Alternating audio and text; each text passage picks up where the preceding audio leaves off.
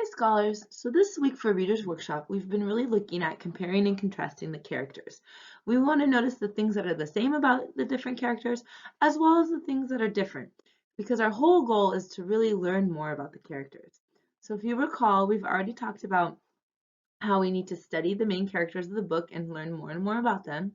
And one way we said we did that in lesson 2 was by looking at the way they respond to problems. So this week we're talking about how do their differences and similarities really show us more about these main characters and help us understand them. So today we're going to read chapter 11. And remember, when we share our discoveries, we need to find proof in your book, right? And we can also look in another book or story. In this case, though, we'd really be looking in other chapters to find at least one more example of your discovery. And we're going to talk about that. So you can either talk about this and share your findings in our Zoom meetings, or you can go onto your class's Padlet page about the core novel. The great thing about Padlet is you can go on anytime and see what other scholars have posted about the chapter and add your own thoughts.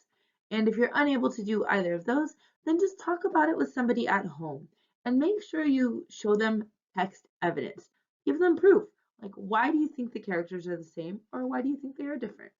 And with that said, let's read along as we read chapter 11. The Miracle. Charlie entered the store and laid the damp dollar bill on the counter. "One Wonka's Whipple Scrumptious Fudge Mallow Delight," he said, remembering how much he had loved the other one he had on his birthday. The man behind the counter looked fat and well fed. He had big lips and fat cheeks and a very fat neck. The fat around his neck bulged out all around the top of his collar, like a rubber ring. He turned and reached behind him for the candy bar. Then he turned back again and handed it to Charlie. Charlie grabbed it and quickly tore off the wrapper and took an enormous bite. Then he took another, and oh, the joy of being able to cram large pieces of something sweet and solid into one's mouth. The sheer blissful joy of being able to fill one's mouth with rich, solid food. Remember, scholars, at this point, winter is in and it's harsh, and it's been really hard for Charlie and his family to eat. So in chapter 10, he was really excited about finding the dollar because now his poor family is beginning to starve. So imagine how delicious this chocolate bar must taste to Charlie. Not only because he doesn't get very much chocolate every year, but because now he's truly, really super hungry. So, you look like you wanted that one, Sonny, the shopkeeper said pleasantly. Charlie nodded, his mouth bulging with chocolate. The shopkeeper put Charlie's change on the counter. "Take it easy," he said. "It'll give you a gut ache, or a stomach ache, if you swallow it like that without chewing." Charlie went on wolfing the candy. He couldn't stop. He couldn't stop, and in less than half a minute the whole thing had disappeared down his throat. He was quite out of breath, but he felt marvelously, extraordinarily happy. He reached out a hand to take the change. Then he paused. His eyes were just above the level of the counter. They were staring at they were staring at the little silver coins lying there. The coins were all dimes.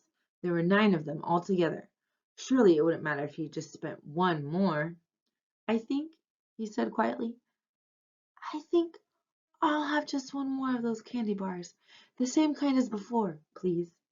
"Why not?" the fat shopkeeper said, reaching behind him again and taking another Whipple Scrumptious Fudge Mallow Delight from the shelf.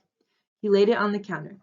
Charlie picked it up and tore off the wrapper, and suddenly, from underneath the wrapper, there came a brilliant flash of gold. Charlie's heart stood still. "It's a golden ticket!" screamed the shopkeeper, leaping about a foot in the air. "You've got a golden ticket! You found the last golden ticket! Hey, what do you know? Come and look at this, everybody!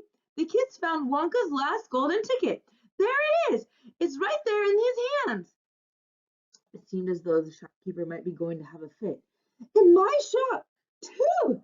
he yelled. "He found it right here in my own little shop. Somebody call the newspapers quick and let them know. Watch out now, Sonny. Don't tear it as you unwrap it. That thing's precious." In a few seconds, there was a crowd of about 20 people clustering around Charlie, and many more were pushing their way in from the street. Everybody wanted to look at the golden ticket and at the lucky finder. "Where is it?" somebody shouted. He's holding it in his hands. See? The gold's shiny. How did he manage to find it? I'd like to know, a large boy shouted angrily. Uh-oh, if I want to read with expression and now I know the boy's angry, I better go back and reread that. How did he manage to find it? I'd like to know, a large boy shouted angrily. 20 bars a day I've been buying for weeks and weeks. Think of all the free stuff he'll be getting, too, another boy said enviously. A lifetime supply. He'll need it, the skinny little shrimp, a girl said, laughing. Ooh, didn't read that one well with expression. I'm going to go back and reread. He'll need it, the skinny little shrimp, a girl said, laughing. Charlie hadn't moved. He hadn't even unwrapped the golden ticket from around the candy bar. He was standing very still, holding it tightly with both hands while the crowd pushed and shouted all around him. He felt quite dizzy. There was a peculiar floating sensation coming over him, as though he were floating up in the air like a balloon. His feet didn't seem to be touching the ground at all. He could hear his heart thumping away loudly somewhere in his throat. At that point he became aware of a hand resting lightly on his shoulder, and when he looked up he saw a tall man standing over him. Listen, the man whispered. I'll buy it from you. I'll give you $50. How about it, eh? And I'll give you a new bicycle as well, okay? Are you crazy? Shouted a woman who was standing equally close. Why, I'd give him $500 for that ticket. You want to sell me that ticket for $500, young man? That's quite enough of that, the fat shopkeeper shouted, pushing his way through the crowd and taking Charlie firmly by the arm. Leave the kid alone, will you? Make way there. Let him out. And to Charlie, as he led him to the door, he whispered, Don't you let anybody have it. Take it straight home, quickly, before you lose it. Run all the way and don't stop till you get there. You understand? Charlie nodded. You know something? The fat shopkeeper said, pausing a moment and smiling at Charlie. I have a feeling you needed a break like this. I'm awfully glad you got it. Good luck to you, Sonny. Thank you, Charlie said, and off he went, running through the snow as fast as his legs would go. And as he flew past Mr. Willy Wonka's factory, he turned and waved at it and sang out, I'll be seeing you. I'll be seeing you soon. And 5 minutes later, he arrived at his own home. So, scholars, we're going to share our discoveries, find proof in our book, and we're going to think about it and talk about it. So, this week we're talking about how we can also learn about characters from their similarities and differences, and not just about what they do for a problem, but how others respond to them as well, too. So I want us to think about, what does the shopkeeper's response to Charlie finding a golden ticket tell us about Charlie? And how is this response different than the way the grandparents respond to the other winners of the golden ticket?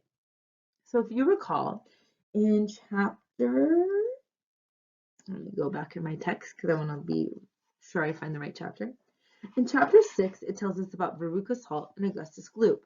And after it tells us about Augustus Gloop, the grandparents say, oh, what a repulsive boy. And then after it tells us about Veruca Salt and how she's having hissy fits, the grandparents say, that's even worse than the fat boy, said Grandma Josephine. She needs a real good spanking, said Grandpa Georgina on page 25. But if you look in the text on page 46, it says, you know something? The fat shopkeeper said, pausing a moment and smiling at Charlie. I have a feeling you needed a break like this. I'm awfully glad you got it. Good luck to you, Sonny. So their response is really different. The grandparents aren't really impressed by any of the other 4 winners. They think they're all either spoiled brats or just, not good children.